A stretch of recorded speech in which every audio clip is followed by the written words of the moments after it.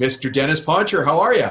I'm doing great. How you doing? I'm good. I'm good. Thank you so much for joining us here on the show. It's great to have you. Well, thank you for the opportunity of telling more people who maybe don't know anything about us Yeah. what we're about. Well, Dennis, I'll tell you, before we tell people who you are, I'll tell you how I came to find you. Maybe that'll help give some context.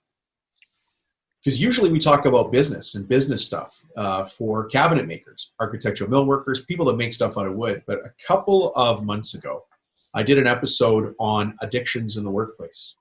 And it was very well received, as many episodes are. But what really surprised me was how many people private messaged me saying, thank you, we're going through things in our own family, or thank you, I gave that episode to somebody else on my staff so they could listen. I didn't realize how big a deal it was. And so that's why I asked you to come on here. You're the founder of BILY. Yes, What? yes. Yeah. BILY, which is short for Because I Love You. It's the initials of Because I Love You. That's how we came, but it's easier to say Billy and you save a lot of time. Hey, Dennis, can you tell us who you are and then what BILY's all about?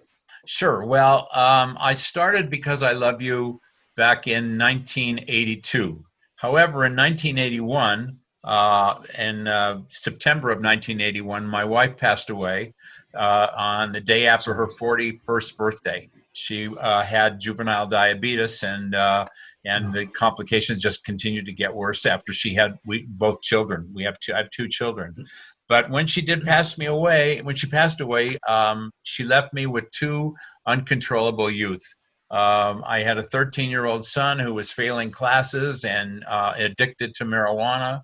I had a 15-year-old daughter who was involved with I would call him a drug dealing addict. And on the way to my wife's funeral, my 15-year-old daughter said, "Daddy, I'm pregnant." Not an opportune time to find that out. I was losing my business, and this keeping me away from my business. I lost it completely. They repossessed my car. I was almost penniless. I was going to therapy with my kids for about a year. Finally, my children both were thrown out of school on the same day. Oh. And so I tried to commit suicide. Fortunately, it was not successful. And somebody referred me to a group called Tough Love. Now, more than likely, most people that I'm talking to today have heard of Tough Love at one point or another. They were a very popular parent support group. Right. And I went to my first meeting in January. I guess it was a little time in January. They had one Tough Love group in Southern California, but they had 1,000 of them all over the world. And I went to my first meeting, and I was blown away by a bunch of parents sitting together and talking about their problems and how they were getting help from Tough Love. But I saw not a lot of parents returning. I saw new parents continually coming in but not returning, and I wanted to know why. And I finally realized that not everybody is prepared to follow the Tough Love philosophy.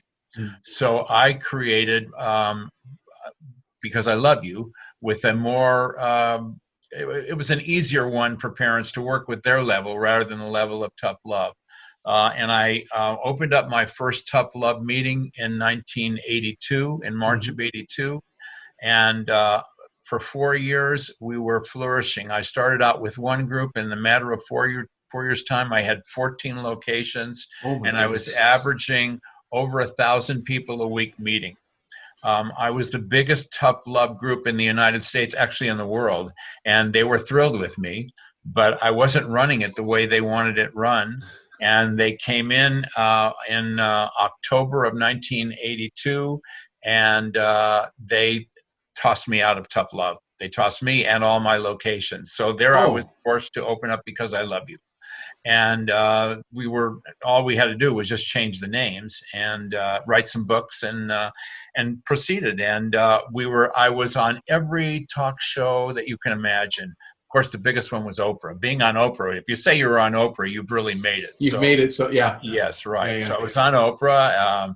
We were referred by the police, we're referred by the media, we're referred by the medical field, we're referred by Department of Children and Family Services, we're referred by the courts, probation departments, school counselors, everybody. And we're probably right now, I would say, the #1 parent and youth support groups in the world that are offering free services. What an incredible story. And let me start by saying I'm sorry, because you've come through such an incredible background to get where you are today, and yet you've turned it around into something that's here to help families and really just done incredible things. I mean, because the BILY network is big. Where do you have locations, just so that people listening understand the scope of this? Well, I'm in right now. I'm in 10 states and in Canada. Mm-hmm. I have 2 locations in Canada, both in Edmonton, one in Tri-City, and one in the city of Edmonton, and one of the cities. And I on my website, which is BILY.org, BILY.org, you can click on locations and see where the different ones are in the country. Here in you're in California, right? Yeah, I'm in California. In California, I have 5 locations. Wow. Actually, 2 in San Diego County and Orange County, and in Los Angeles and Southern California, I have 3. Right now, all our locations are on Zoom meetings. So yeah, I guess we were taken out of all the meetings where we were meeting in large groups in the schools and in churches and synagogues. So now we're doing our meetings on Zoom, and all over the world, people are contacting us and joining our Zooms. It's fabulous. Wow.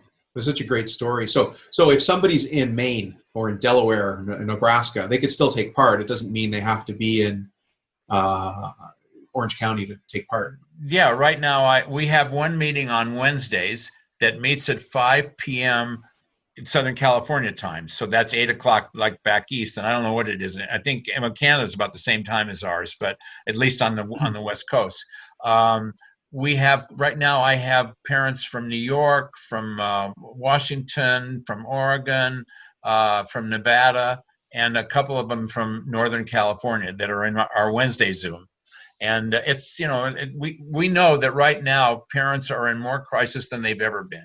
Not only working with their children who are home, and that's a whole new type of dealing, but also in their own issues. It's trying to stay safe away from the virus and yet trying to make some money to pay their bills. So it's a lot of crisis going on. Yeah. Well, and in response to that crisis and these tough times, I also know that Thanksgiving is coming up, and then Christmas and New Year's. And specifically, the reason I'm timing this for the show the way I am is because in my mind, I envision a family having a potentially disruptive family member come to visit them, or having to go visit somebody else. And this is either the time to avoid or the time to engage, I think. And so, in myself, Dennis, I'm saying, how do I add value where people aren't even expecting the value? And if I can help people at their family level, I think this could help. So I want to hear more about you and how people enter this conversation, how they know they would need to be in this conversation, and what to do. It's funny because personally this came about. I've been I'm 82 years old, and when you're in my age bracket, you have to kind of be more careful than younger people.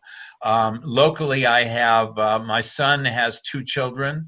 They're in their 20s, and his wife's family is having Thanksgiving dinner, and she called me yesterday to say, we're going to do it. We're going to have separate tables all over the place. People are going to be distanced and everything like that, and people will be wearing masks.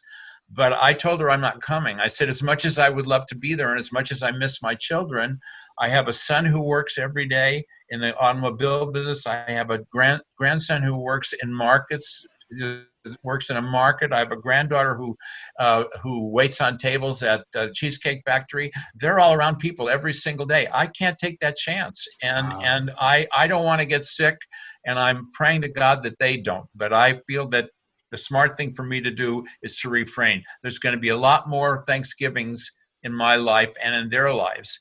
And so missing one isn't going to be the worst. And besides, I already bought a frozen turkey dinner, so I'm already set. Hungry man to the rescue. So for those people that are getting together, though, that are dreading or concerned. Let's talk about the entry. How do I know I'm ready to look for outside support? What are the things going on in my life that tell me that this might be an option? Well, if you wake up in the morning with the same feeling that you went to bed with, chances are you have a crisis going on, and chances are we can help you. The thing we've learned with Because I Love You is parents need a sounding board. And as an example, for me, when all this was going on in my life, I had 3 resources to go to. I had my family, who said everything was my fault. That must have been my fault. Couldn't have been my perfect grandchildren's fault. So it had to be my fault, their grandchildren, I mean. The second was to go to my friends who all had perfect children, so they couldn't relate. And the third thing was to go to therapy. I tried all 3 of them, and none of them were successful. But the clue was to go to a group of people that are having the same or similar issues, and talking to them. Even though we're not professionals, I want to call ourselves professional parents. And I learned some of the things I hadn't been doing, some of the things I might be willing to try. I liked the idea that I was able to call somebody up 24/7, and that's how our program works. They can call us day or night. We're always somebody there that's going to answer that call for them. And I think that my philosophy basically is, when you have children today, chances are you're going to go through a certain amount of pain. It's inevitable. However, the suffering is what's optional. And so when parents come to us, we say, we know you're going through pain, but we want to stop you from suffering. And how do you stop from suffering? The change has to start with you. It has to start with the parents, because it doesn't mean what they've been doing is wrong. It means what they've been doing isn't working. And so we offer new solutions and helpful with that, and that's how our program works. What are the kinds of things that parents are facing? Is it substance abuse? Is it I don't even, and I apologize if I ask the wrong kinds of questions. I'm trying to learn too. So correct me if I'm wrong, but I would say that before the pandemic and during the pandemic, substance abuse still is the most prevalent. It's one that more people come to us with, and it's more available to the kids because they're home 24/7 now, and the parents have to go to work, or they're out at work, and the kids are home, and other kids are bringing them the drugs. So drugs, I would say, is the most important reason that people do come to us. Secondly is mental health issues. And we're facing a lot of mental health issues. We've got kids that are with all the initials: ADD, ADHD, OCD, bipolar. Then we got the more severe ones like autistic, and into that realm too. And parents, single parents, a lot of single parents, a lot of mixed marriages. We deal with not only mental health and addiction, we deal with gender identity. We get a lot of the LGBTQ people that come to us. School problems, kids failing school, kids that do not want to get online and work online, doing their because they're at home rather than being able to go to school. Their schools aren't open yet. So, I mean, everything that's imaginable family-wise, we deal with. Yeah. These are the things that when I talk to business, as you know, I'm a business coach. I'm here, we're going to talk about time, team, money, exit strategy, and all those very serious, I'm making a very serious face right now. But what I sometimes what I often don't get into is what's going on in the background that might be is really holding people back from taking the time and taking advantage of the opportunity to work on their business. They're trying to hold their family together. It's totally cool. That's why we're doing the show. So it's interesting to hear the wide scope of things that are just happening. If you're listening to the show and you think it's just you, what I'm hearing from Dennis is, you're Dennis. You're smiling too. It's not. It saddens me when I know that we only have 3 locations locally in Southern California. Well, actually 5. we should have 100 or 150. Parents that are sitting at home today should be on our Zooms. They should be calling us and seeing what's going on, and learning more about what they may be doing that's wrong or that isn't working, and how we can help them with some possible solutions in making those changes. And we've got to get people involved. It's very important, because what's happening with our kids is that because they have all this time on their hands when they're at home, it has changed the dynamics in the home with their parents, and their respect has gone down the tubes. It's, I'm not going to do it. I don't want to do it. And the parents say, what do I do? I mean, I can't force this child to do the work. And so we start out with the parents by working with them as being number one. Take care of yourself first. Get yourself in good shape. Don't fall apart, because you'll be no good to anybody if you fall apart. So we start our philosophy. We have it's a 10-step program, and the first step is I am number one. So we work with parents on first getting that step down, that you're able to take care of yourself, set aside some time for yourself. When in crisis, pick up the phone and call somebody. Don't engage with your child, because if you do, you're going to lose, because they could all be attorneys if they could just pass the bar. So you want to stay away from that, and just give them some new things to start out with, and then we just move on from there. Each week we give them something different to do.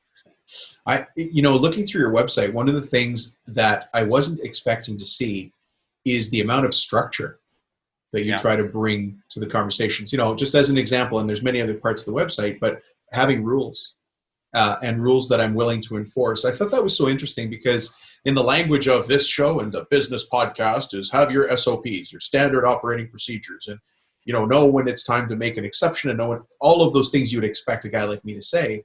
And then I go read your website, and you guys kind of say the same thing. Have your rules.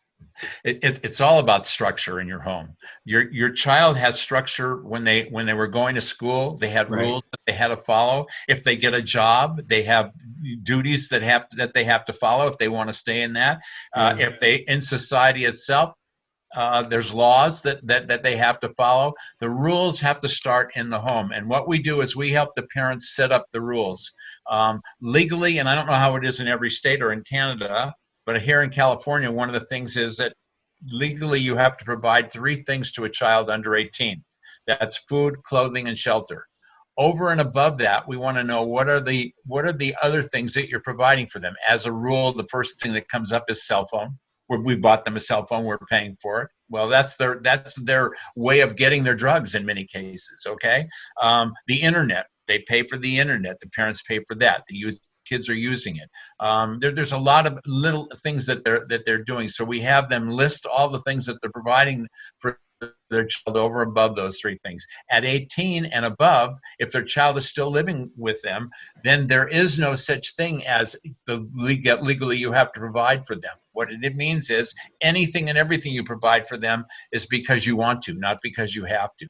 So where we have rules for the household for children anywhere from 3 on up, once they become 18, they then have to sign a contract if they're going to continue living in the house. We don't throw children out, but when a child leaves, it's because they choose to not follow the rules. So if they say, oh, you're throwing me out, we're saying, no, you can stay if you want to. Here's the rules that you have to follow. But if you don't want to follow them, then yes, then you can't live here. But it means you're choosing not to live here. Dennis, one of the things that I've learned over the years of doing this podcast, and really from coaching, is that people like to hear stories, success stories. And obviously confidentiality, top of mind for guys like you and me. But can you tell us some examples, some stories of success where people thought they were in the depths of the worst situation and they turned around? Oh, I mean, let me start out with mine, just to give you an example. That's a good one. Yeah, sure. Okay. At the age of 16, my son quit school. I gave him 3 choices. You either go back to school and maintain passing grades and get a diploma. He says, what's choice number 2? I says, you quit school. He said, I'll take that one. I said, oh, wait a minute. I didn't finish it. You quit school, you work 40 hours a week, and you pay me rent. And he says, I'm not paying rent in my house. I said, no, you're going to pay rent in my house. It's not your house, it's my house. He said, well, what's the 3rd choice? I says, go in the garage, grab the black suitcase that's in the corner there, come back in your room, fill it up with everything that you need, and get out of my house. He says, I'll work. So he did. And the success is that he has his own business. He has 2 beautiful children, a gorgeous wife. He's happy, drives around in a new car, and never got his diploma. Okay. Wow. Then the other side of the coin, my daughter. At 17, she was in the senior year. She had 3 weeks before graduation, and she got thrown out of school. And she got into the van that was her boyfriend's van that she was sleeping in half the time on the weekends, that I never knew where she was. And she disappeared for 8 years. Oh, I didn't know where she was or if she was. And that was a hard time for me, but I was busy with Because I Love You, and that kept my mind going. And also in getting my son together, he helped create a youth group for BILY. So he started the first Because I Love You youth group. And so he was very successful. And my daughter came back when she heard that my son was getting married. She wanted to be a part of the wedding, and then she got back into my life. She got rid of this guy, but that was after 4 abortions with him and 2 children that she gave up for. I'm so sorry. She gave them up, but they came back in our lives after my daughter got back into our lives. She contacted the parents, and we now have a relationship with her 2 biological kids, which is great. As far as success stories, I've seen parents whose kids were addicted, overdosed. We've helped going to court with them. We've helped getting them into rehab, change their lives. I bump into people almost every day if I'm in a mall or I'm even at a gas station, and somebody will come to me and they'll point their finger at me and say, I know you, aren't you the guy in Because I Love You? Yes. Oh, thanks to you, my children are doing great. One got married, one's got a degree, one's this. So look, over 700,000 parents and kids have been in our group. Yeah. So for me to write, to come up with, I know every single story is impossible. Stories. I can just tell you that our success rate is off the chart. I was so blown away at the fact that I did this episode because somebody had one of their senior guys had gotten addicted to meth after a divorce and was stealing from people's homes. He was a cabinet installer. And I thought, well, let's do something to help out the listeners, because that's what I'm here to do. I couldn't believe the kind of stories you're talking about. I'm hearing the other angles of them through text message, private. People keep these private. And so I'm not surprised that at the gas station and at the malls, people are coming up to you saying, we had it, we dealt with it, and here's the outcome. I did not realize. I live in a bit of a bubble, and I'm a dum-dum. I only see my world through my eyes, Dennis. But I just didn't realize. I suppose I should be thankful and cautious. I didn't realize it was going on. What BILY creates is an extended family, and that you share. Parents who come to us are comfortable in sharing things that they wouldn't share with their own family members or their friends because they're embarrassed, they're ashamed, they don't want to be judged. None of that happens when they come to one of our meetings. So what happens is the closeness. I mean, when I had my son's wedding, and my daughter-in-law, at that time, my future daughter-in-law, was also a BILY kid. My son met her in the youth group, and that's no way. They fell in love, and that's where they got married. When we had to do our wedding list, my son's in-laws and I got together to make up our list, and she told me, "You go ahead and make up your list. I'll make up mine, and then we'll connect because some of us will have the same list because they were also involved in Because I Love You." And my list was over 600 people. And she said, well, we're not going to do a wedding for 600 people. That's like an Italian construction wedding, Dennis, right there. How many do you have? She says, mine's 550. But anyways, we ended up, the wedding was like 350 people because I'm still in contact with thousands of people from BILY. Every day I get emails and phone calls and just how are you doing, and Facebook. Without Facebook, I'd be dead. I don't know how people who doesn't have Facebook, I don't know how they can exist because I'm on Facebook 24/7. But it's great. I mean, my life is surrounded by Because I Love You people, and they're the greatest people. We don't judge. We don't talk politics. We don't talk religion. We talk family issues, and that's what we do. I'm sorry to cut you off. Go ahead. That's right. If I think I need this, but I'm not ready to make myself public. Could I call into one of these Zoom calls and just listen? You can get on and listen. The best thing to do is on our website, BILY.org, is for you to go into the Dear Dennis. Dear Dennis is like a Dear Abby, you know, and you call and you say, and you write down, this is what's going on in my life. Do you think I would be a candidate for one of your groups, or how would you handle it? So that's the beginning stages. If you already know that you would like to get into a Zoom, then on the website it has the directions on how you have to get to one of our Zoom meetings. And the way you do that is you have to email BILY, BILY 1982 at AOL.com. That's Right. BILY 1982 AOL.com, and tell me you want to be on a Zoom, and I will give you the sign-on information, and then you're on every Wednesday. Wow. I'm actually just looking at your Facebook page right now, which is called Because I Love You. And it's good that you repeat the domain name, because BILY could be spelled like a name, but it's BILY.org, correct? And do you want to know the funniest part about BILY? Sure. One day I am shortly after we became Because I Love You, one day I was at a meeting and a lady was on her phone and she said, I can't talk right now, I'm at a BILY meeting. And I said, you know, you're not at a BILY meeting, you're at a Because I Love You meeting. She said, well, Because I Love You, the initials are BILY. The guy that my daughter ran away with, his name was Billy. Oh, and I told my daughter when she ran gave me the heebie-jeebies there. I said, we are never going to use that name in my life. It doesn't exist. So the only thing I can say now when I say Billy, I always say it's with one L. One L. Billy with one L.org. Not Right. that guy with the van. Not that guy with the van. I love how you find the humor in the most painful stories of your life, but I think that's probably what's allowed you to have this legacy that you're leaving. And do you know what a malaprop is? No. Okay, well, a malaprop, if you remember the comedian, Dick, I can't remember his last name, but you'll know what he would say a word, but it was close to the word you meant, but it wasn't the exact word. Right. Once I started going on the media and going on all these, I was on every talk show imaginable in Southern California, every newscast, and I would constantly say things that didn't make any sense, but I would go on because I thought I said the right thing. And I'll give you just two examples. Yeah. The first example is I was at a hospital talking at a meeting with some doctors and nurses. There was about 500 of them in the audience. And this gentleman walked in the back of the room who was one of the members of Because I Love You. And he heard I was speaking and he wanted to come and hear me.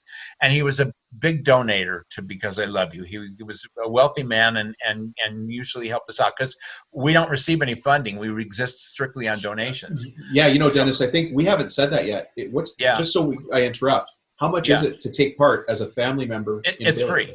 It's free. I forgot to say that. There is no charge. There's no charge. We do family sessions. We do communication camps. All these things are free.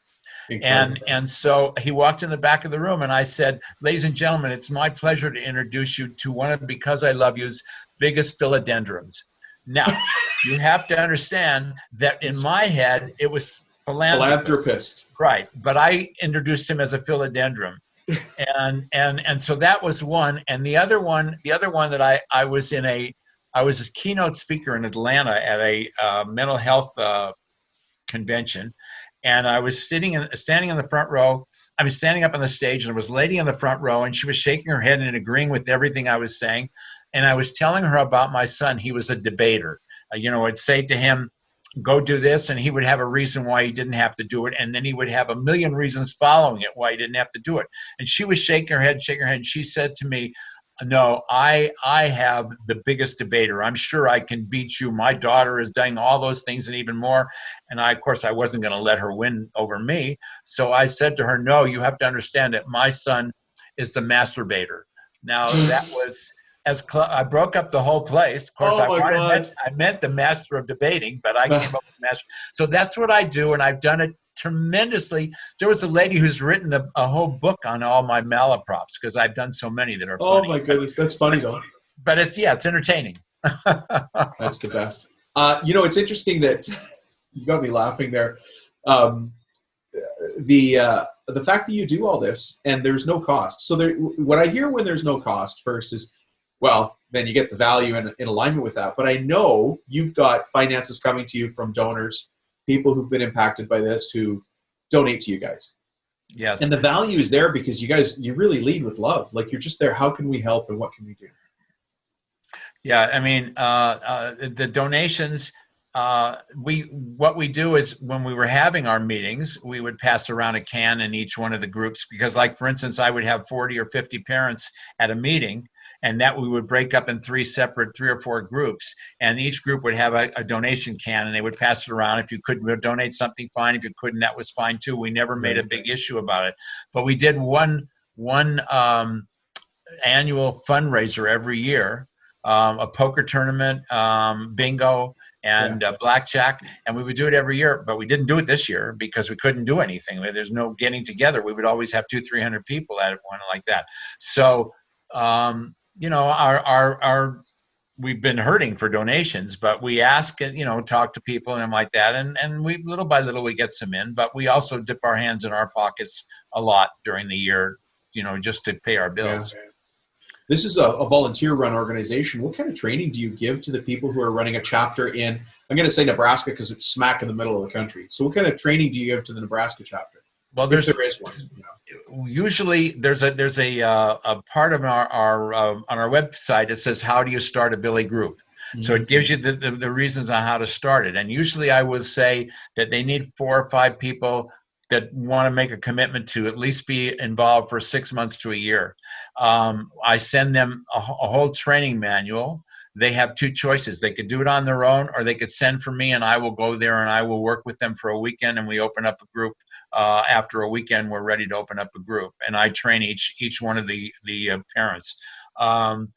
Most of our out-of-state groups they were originally tough love groups, and when they heard about our group, they wanted to leave tough love and go into our group.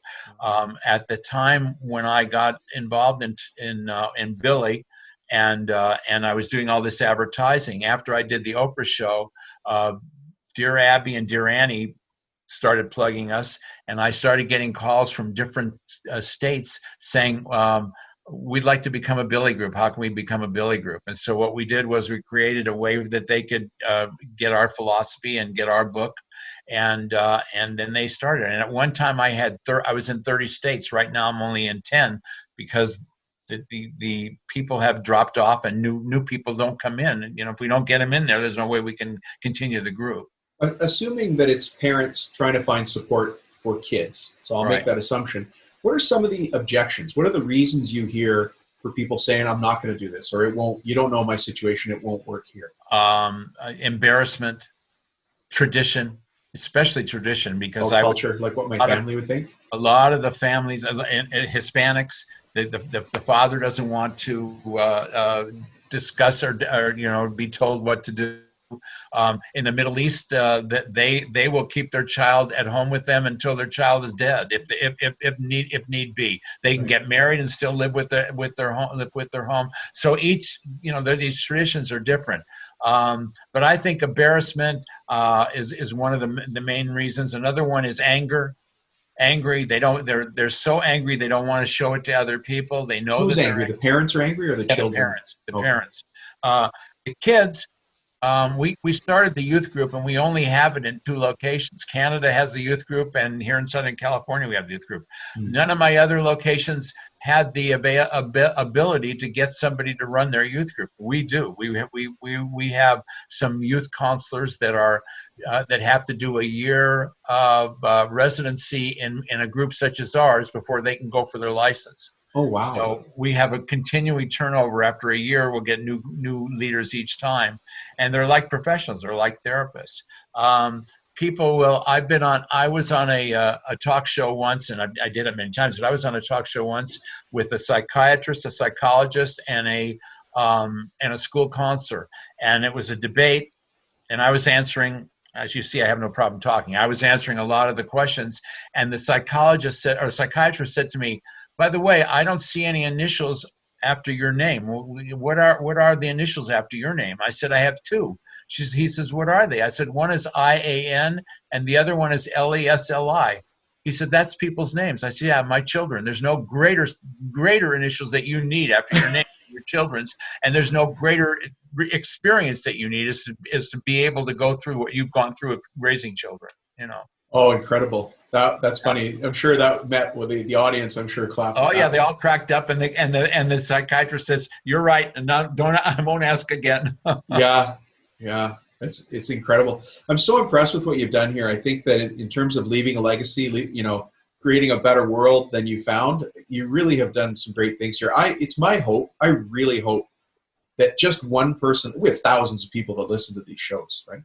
I hope one reaches out, because this is what the message they've been looking for. It's a success. It's already a success, because now all these people that are in your audience today are learning about something they probably never heard of before, or maybe they have but didn't know much about it, and they maybe wrote down BILY.org, and maybe if not them, they may not have somebody in their family. Oh, my sister has a kid that's 13 and is being disrespectful, and another kid that doesn't go to school, and maybe they'll give us a shout out. You know, yeah. We're there. We're going to be there, and 24/7 we're available.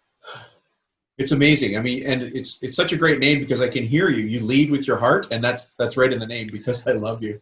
And how many times does a parent answer a child with that exact saying? When my son used to say to me, "Why are you doing that?" And I would say, "Because I love you."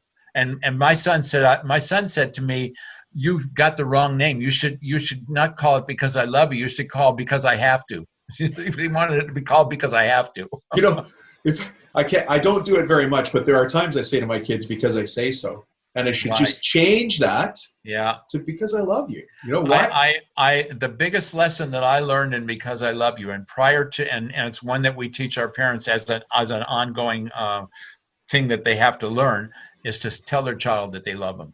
No matter how angry you get at your child, no matter how mad you are, no matter how disturbed you are, always finish the conversation with "I love you." You know, and I remember my son saying to me, "Now, if you love me, you wouldn't be doing these things." And I would say, "I'm sorry you feel that way, you know, but I do love you. That'll never change. I don't like you right now. I don't like what you're doing right now, but I'll never stop loving you." And they've learned that, so that now I see them do that with their children, and they're learning the same thing. So they passed it on. I passed it on, and they're now passing it on. This is incredible. Thank you, Dennis. Thank you. All right, let's give it one more time. If people want to get in touch with you, if they want to find out more about BILY. Okay, the best way is to go to our website, which is www.bily.org.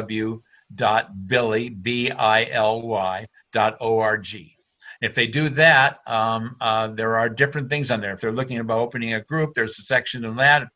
There's locations, if they want to find locations. If they want to go to Dear Dennis and talk to me personally, there's one way there. And if they want to get on a Zoom meeting, then they would. It tells them on there, but I can also remind them. It's on email. You go to BILY 1982. BILY1982, which is the year we started, at AOL.com. And just tell me what's going on, what's the issue with your family. Even if you don't want to get on a Zoom, but you just want to talk to me about something's going on in your life, and maybe get a few starters to what you could be doing even without coming to a meeting, I'm there for you. Just get on that email line and give me a holler. Dennis, thank you, man. It's been good. Thank you, Dom. It was a great experience. Yeah. All right. Well, hopefully in the future we'll have a chance to have you back on again and hear more stories. Thanks so much, Dennis. We'll talk to you soon. Thank you too. Have a great day and be safe. Thanks. Bye-bye. Bye-bye now.